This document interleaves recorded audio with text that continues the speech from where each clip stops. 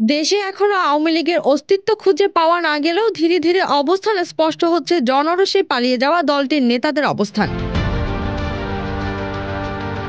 বিভিন্ন সূত্র থেকে মোটামুটি নিশ্চিত হওয়া গেছে, আওয়ামী লীগের নেতাদের মধ্যে ভারত, যুক্তরাজ্য, যুক্তরাষ্ট্র, দুবাই ও কানাডা এই 5 দেশে পালিয়ে অবস্থান করছেন বেশিরভাগ নেতা। এর মধ্যে ভারতে রয়েছেন 200 থেকে 300 জনেরও বেশি। আবার কিছু নেতা আছেন যারা অন্য দেশ থেকে ভারতে আসা যাওয়া করেন।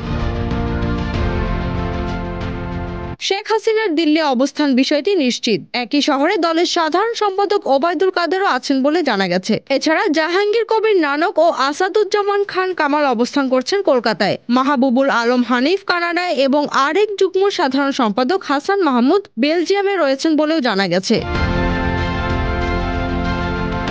বিগত আওয়ামী লীগ সরকারের আমলে সামরিক বেসামরিক প্রশাসনে চাকরি করা কিছু কর্মকর্তাও দিল্লিতে আছেন বলে ভারতীয়দের সামাজিক যোগাযোগ মাধ্যমে প্রায় দেখা যাচ্ছে।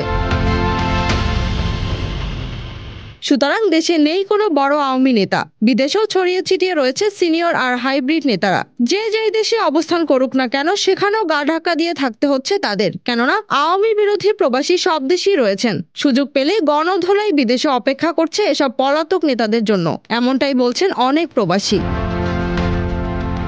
Z news, Dhaka.